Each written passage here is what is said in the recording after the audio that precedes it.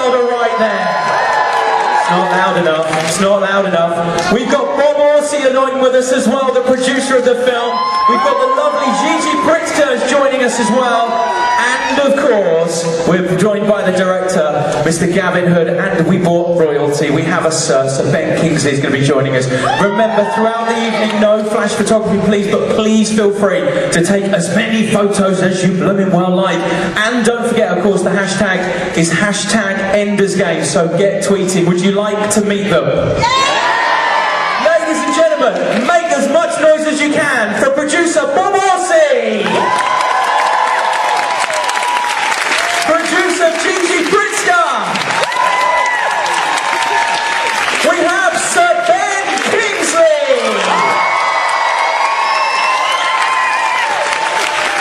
We have Ender himself, Butterfield!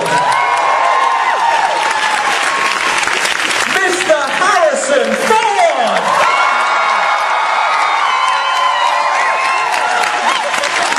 The incredible Hayley Steinfield! And of course the man that brought it to the big screen, the director, Mr. Gavin Hood!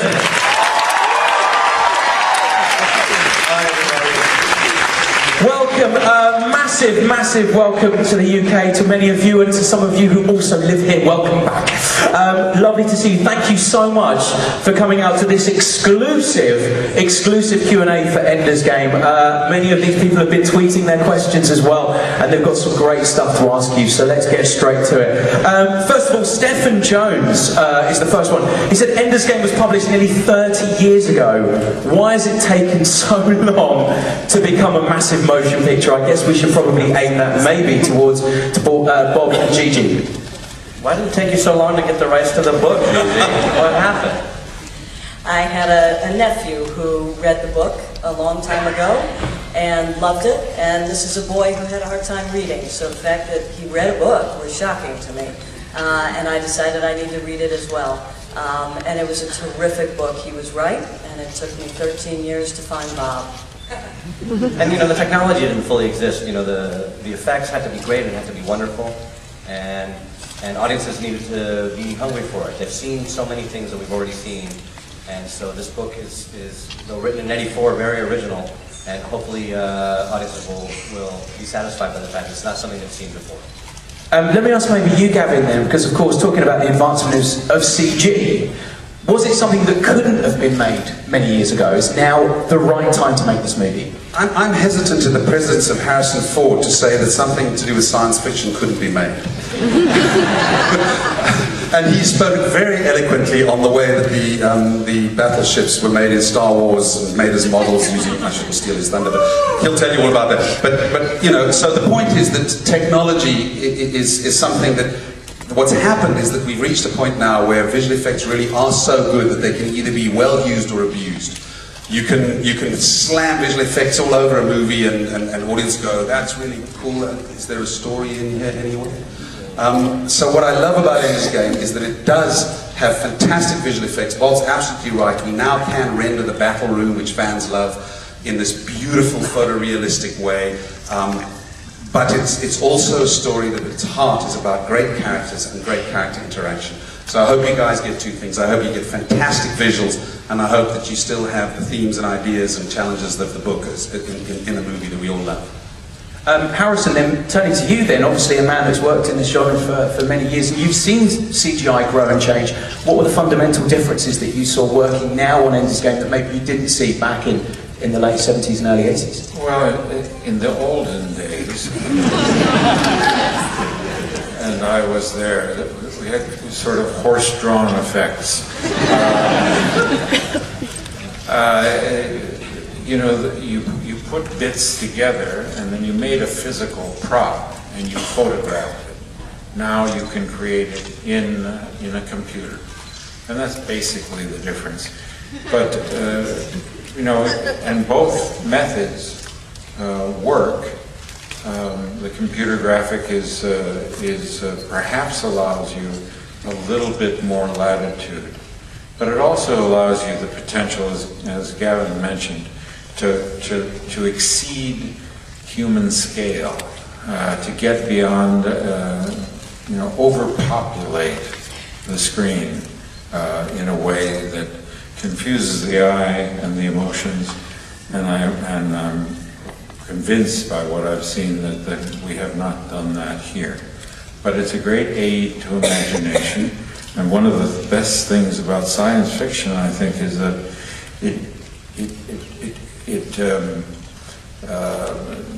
the bandwidth of imagination that you can use. I mean, a realistic film on Earth only has a certain visual and has a certain potential. But when you get into the future, it broadens. You can imagine things that, and this book did imagine 28 years ago, things like the internet, touchscreen technology, drone warfare, all of which is now a part of our lives, for better or worse. So it's a very, there's a lot of wisdom and understanding in the book, and potentially we've captured quite a bit of it. Thank you, I hope so. How was it for you, Asa and Hayley, then working with this? I mean, first venture into the world of sci-fi for you guys as well. What was it like working? I mean, obviously you had some physical props, but working with the world of CGI as well. It was really exciting. Neither of us had done a film with this level of special effects and this level of CGI, and when you're hanging there in 20 feet off the ground surrounded by green screen and all you've got is the other actor, a metal star, and the wonderful Gavin Hood shouting instructions at you as to what's going on. It's a really interesting experience, and we honestly couldn't do it without all of those instructions being shouted out, and we had a lot of fun experimenting. And Gavin had his, what we call previs, which is what his idea was as to what the film would look like, but nothing can compare to the final image. Let me talk about the book for a second as well. Rich Jenkins and so many people on Twitter want to know about this. How familiar were you all with the book? Because we know that in America this is part of your curriculum now at school. People read this book, but over here in the UK it wasn't so known, although this room knows it very well, right? Yeah, these guys love it. So, I mean, how aware were you growing up with this book? We'll start with you, Brian. I'm excited to read it. Like, it sounds great. I've seen the film. Just watch the movie. It's amazing. I read it in 7th grade when I was 12 years old, and I love that it didn't talk down to me. I love that it celebrated intelligence. I love that it had complicated themes. I love that it was a huge adventure and a great space adventure. So it kind of hit all the sweet spots for a 12-year-old. I read it as an adult, and I loved that a 13-year-old boy and his aunt could sit and talk about those themes and those issues and dig into something, and the fact that a book could inspire conversation among generations was terrific to me. Were you aware of it, Sir Ben? I wasn't aware of it at all until I met Gavin. He came to me at the Four Seasons Hotel. He had this wonderful laptop with him and showed me all the beautiful graphics, talked me through what he intended for the film, and I realized I wasn't looking at the graphics, I was hardly listening to what he was saying. I just thought, this is a really unique guy. He's strong, he's passionate, he's a great leader, and he has a very broad intelligence and imagination. So his map of the book is what I took as my map of the character and the world that we inhabited. I know that Gavin struggled to adapt the book for the screen because the novel by definition is an internal process, and what we have to do here is massively externalize what's going on in people's minds and imaginations and what they're struggling with. So my first impression of it and my lasting impression will be Gavin's interpretation of this clearly wonderful book. What about for you, Asa? Did you ever read it, or did you get the script and then go back to the book? How was it for you? Yeah, I read it just after I got the script, and I'm a massive fan of science fiction, so it was right up my street, and I loved it as much as I loved the story. And for me, not just the character of Ender, but the whole world is so beautifully crafted in the novel that I wasn't sure how it could be brought to the screen, but Gavin has done it justice, and he's done it amazingly. One thing I was going to ask you though, Gavin, is when you're adapting a book, when you're adapting a screenplay, and like Sven says, it's a book about what's going on internally, and you're writing this, do you not think, hang on a minute, you can write this, but can you direct it? I'll just change that bit. This will be easier. First of all, let me say thank you to my fantastic cast for their kind words, because you don't make a film on your own, and I'm hugely supported by their talents and the talents of people who are not here, great visual effects supervisors and so on. So it's a little embarrassing, but thank you, Ben, and we had a fantastic time, as you can tell. This wonderful family has, I hope, delivered something that all you fans will like. But yes, in terms of adapting the book to the screen, it is a very internal journey, but it also is a fantastic sort of spectacle. The battle room, which is just beautiful visually to create and think about the final simulation battle. They were challenging those environments because, when you're sitting there in the book, if you read the book, you know that, I hope this doesn't come across the wrong way, but it is a black box room. And it reads brilliantly, and all the battles brilliant. And suddenly I'd taken on this job, and I was all keen, and I got there, and oh boy, now I have to actually decide, well, what is it going to look like? If it's a black box, why am I up in space? So, inspiration comes from crazy places, but I remember thinking, okay, well, it's a huge glass sphere, and I hope you guys will forgive me and embrace this, because here's the thinking. I'm in space, I need a huge glass sphere, so that when you jump out, you really feel like you're in space. You look up and the sun's there and the earth's down below, and I took this idea to Gigi and Bob, and I was enthusiastic, and they go, budget. How are we going to do this? But they immediately jumped on board, and we developed it with fantastic concept artists, wonderful production designers, Ben Proctor and Sean Harworth, and just built this thing up, and then took it out into the world as a 45-second teaser piece. The battle room was the first thing we developed, and took it to Cannes, and it wasn't made with big studio money. The big studios, as you know, were, I don't know, afraid to make this film for many years, tried, gave up, and so we had to raise the money from places like England and France and Germany and all over the world. So I sold my house. A big vote? I sold my house.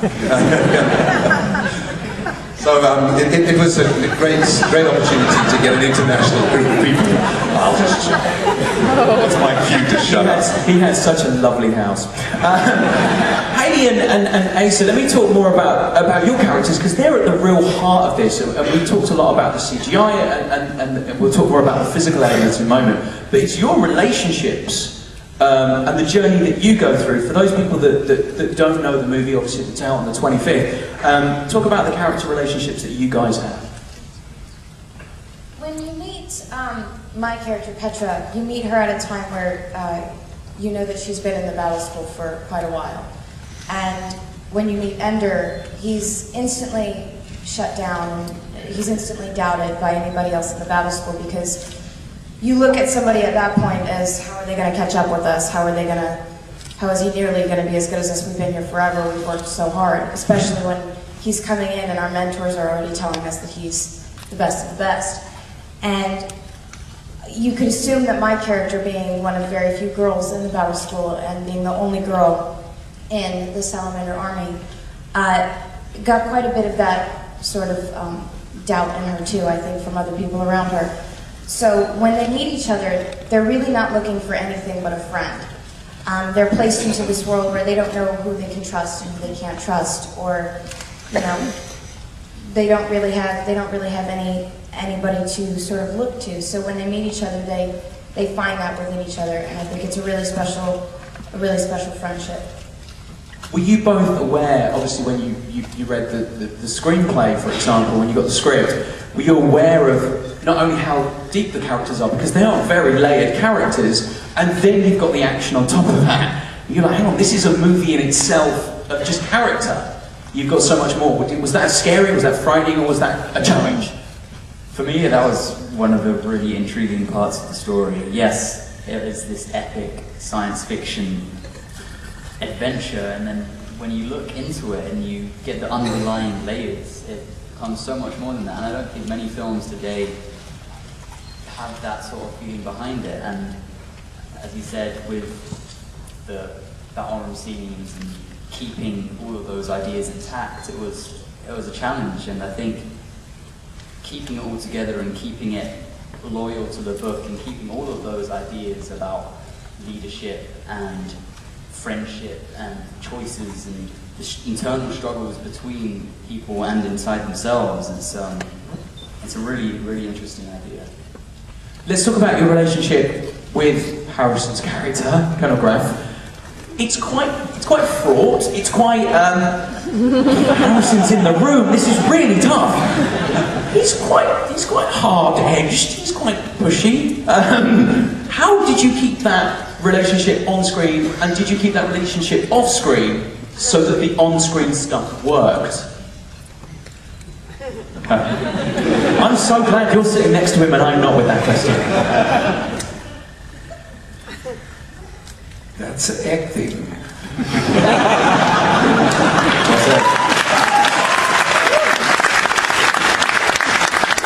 a very wise young man. He understood perfectly well what was going on. We both had responsibilities to the telling of the story, and the character that I play is both manipulator and mentor, and is variously understood and seen through Ender's eyes as obstacle, as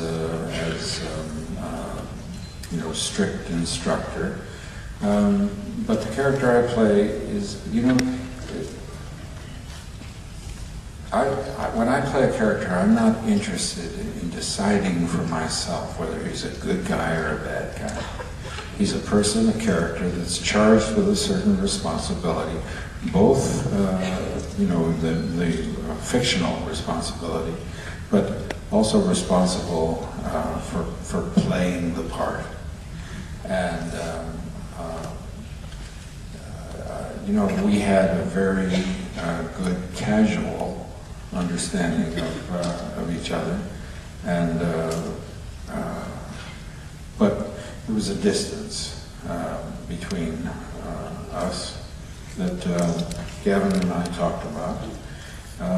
Gavin had a very clear idea of what he wanted to do, put all the kids through a kind of boot camp, space camp. There were drill instructors on the set to teach them marching cadence and all of the military behaviors that they needed to replicate on screen. And I think Asa well understood that I was there purposefully holding myself slightly away. And hopefully it was not a distraction, but an aid to the storytelling obligations that we both had. Asa, what was that like first day you walk in and you have a scene, presumably with Harrison, and obviously you've worked with Sir Ben before. What was that moment like? I think the first scene was back on Earth, but I seem to remember my first time meeting Harrison was at the read-through in New Orleans all those many months ago. And when I grew up, I of course had watched the Star Wars saga and Indiana Jones, and I was very excited to meet Mr. Ford.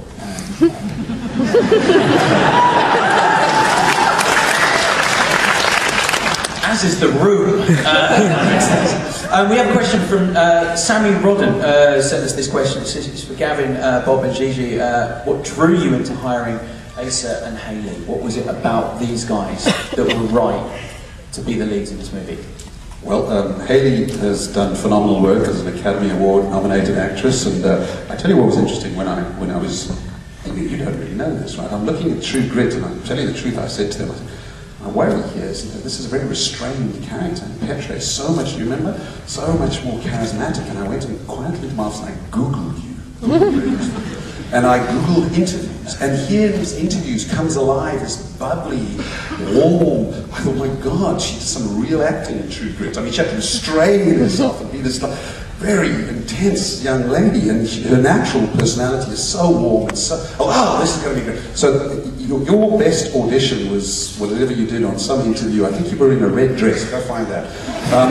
Maybe it was the red dress. Anyway. Oh, they Googled it. She was just so fabulous in this interview, and I can't remember, and I thought, okay, she really can do this. And then, of course, you know, Ace's work is fantastic, the Boy in the Striped Pajamas and so on, and he was working with Sir Ben on Hugo, and I spoke to Martin Scorsese, and he spoke very highly of you. We do our little background checks. But he did send me a fantastic audition tape from London. And at that stage, we were auditioning a lot of actors. And as you guys know, the story takes place in the book. He's 6 years old, and then he's 13 by the end. And I decided, and I hope you go with me, that we needed to compress this into a year, so I wasn't changing actors. But I started off looking at young, 7, 8, 9, 10, oh my goodness. And let me tell you, we had some talented little 8-year-olds. But when that talented little 8-year-old came up against Colonel Graff, not Harrison in the room, but me trying to do a bad impersonation, and he's going, I don't want you to do it, I don't listen to you. It was just horrible. I mean, really horrible. I was like, oh, we don't have a movie. We just don't have a movie. We have to go a little older, so we edged up. And then Asa Butterfield sends this phenomenal audition. He's highly intelligent. He's humble, as you can see. He's layered, whatever. He's a lovely guy. Okay. And he's also just perfect for this role. He's on that cusp of boyhood, just about to become a man. He grew 2 inches during the shoot, made the wardrobe people crazy. He mostly shot in sequence so that he could, you know, develop his way through the show and grow through the show. And Asa and Hayley, I'm so glad I had you in the show. You both did great work. And they're delightful together as well. Just great, great hard-working young people. Thank you. You're welcome.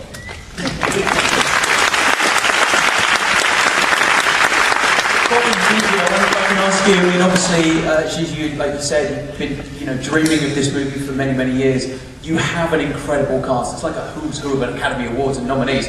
Was this the dream that you had all those years ago?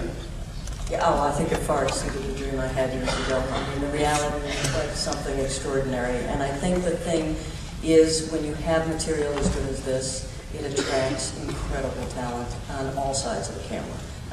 The people that we had, that Gavin's mentioned, our production designers, our stunt coordinators, all fans of the book, all people who wanted to see this film get made. So yeah. People ask us, oh, what's the process of deciding on Sir Ben and Harrison Ford? And I said, you don't decide on them, they decide on you. You know? And so the material and the fact that we didn't mess it up by saying the wrong thing or saying something dumb, it's far exceeding it's an honor to be in the room with them. Let's move on to Sir Ben Kingsley then. You have this incredible look in the film. I don't know how much we can talk about your character as such, because I don't want to give too much away. Are we safe in that? Well, are we safe in talking about Ben's character? So Ben will handle whatever you ask him with great dignity. I have no worry. I don't want to ruin the end. Let's talk about the facial tattoo that you have in this movie. That's stunning. Well, as Harrison pointed out, it is a collaboration of the highest order, and one layer or strata of actors are there to provoke the cadets and shape the cadets into what they have to be to serve our plan. And therefore, as well as that being the fictional narrative, that's also the narrative that's going on the film set. The harder I push Asa, and I had most of my scenes with my cadets with Asa, the harder he can push back. If I moderate my performance, I'm underestimating his qualities as an actor. I have to treat him as an equal. As hard as I push, he will push back. And Harrison too. We both pushed him very hard, and we got as good as we could. And it was really exciting to see that. My character, I would say, although there is an ancestral philosophy in the tattoos, it's all the generations of warriors from the Maori tribes of New Zealand that he's descended from, and therefore he is simply a hard-edged, pure fighting machine warrior, almost mythologized for his warriorhood. And I think part of the contribution that Harrison and I brought to the younger performances is our estranged lack of tenderness that was quite difficult for us. So that when you do witness the tender moments, they're very, very moving, because we set a contrast against which the colours of tenderness can shine, so that when when Hayley's tender, when Abigail's tender as a sister, when Viola Davis is protective and tender as an adult observer, they're heightened by our job, which is you have to keep it distant, brittle, hard and challenging, so that when there are, as I say, the moments of tenderness, the relief is really quite touching and moving. You earn that in the film by pulling back, so that when the tenderness comes forward, the audience are, well, they feel it. They really feel it in their hearts. So my role in the film is like a flying spear, just a simple destructive machine, and I wish to pass on my warrior technique, my warrior lessons by devising tests for the younger team and throwing these tests at them. We have a question from Rachel Watson, again about the facial tattoos. How many hours of makeup are you in every day to get that look? It started off at 2 hours, and it went down to 1 hour and 10, but I used it. I went very, very still in makeup. I don't chatter in makeup. I go very quiet. I almost go zen. I gently run my lines in my head. I close my eyes. I let the guys do their work. I never look in the mirror. And then after that hour and a half, the hour and 10, which goes very quickly because I'm sort of under, I open my eyes and there he is. And I leave the trailer and go on the set. Incredible. Have you seen the look? It's absolutely stunning. It's something else, and it's an incredible performance. We need to talk about the training school. We need to talk about the zero gravity, because that is a standout moment. The first time you go into that room, it is like something we've never seen cinematically before. So what was that training like? And Hayley, for you as well, because I imagine that they didn't take you up in the vomit comet. Sadly not, no. But that was so much fun. We had quite a few weeks before filming, practicing with the Cirque du Soleil crew, getting up in the wires and just experiencing what it was like and spending long periods of time up there just to get used to it. And then after that, we had an astronaut come in who showed us what it was really like to be in zero gravity, because often it's stereotyped as being very slow and sluggish, but in reality it really isn't. We were taught how your body would naturally hang when you're in zero gravity, and it was all really, really interesting. And when we finally got up there in the suits, giving our lines, we had such a blast. I mean, it was hard work, but we had a lot of fun doing it. How long are you in the harnesses, Hayley? Look at me. Long enough to where... Oh man, she said. Should I rephrase that question to how long did Gavin make you stay in that really uncomfortable harness, Hayley?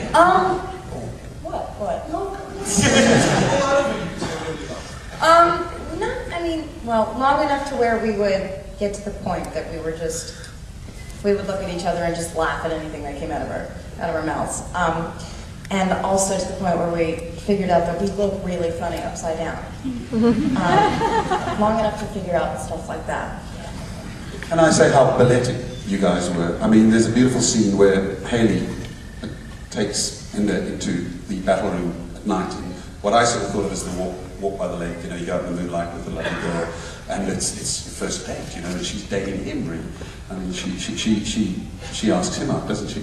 And then this moment where you, I love that moment, where you stand in the gate and you look out into this empty space, and then you take his hand, and it was so simple that they just had this thing in sync where 1, 2, 3, and float. And the first time they did this was just in these harnesses, and they're floating out into this green screen space, not nearly as romantic as I hope the scene feels now, just really into this battle. Into this green space, and the first time he did it, he ended up upside down.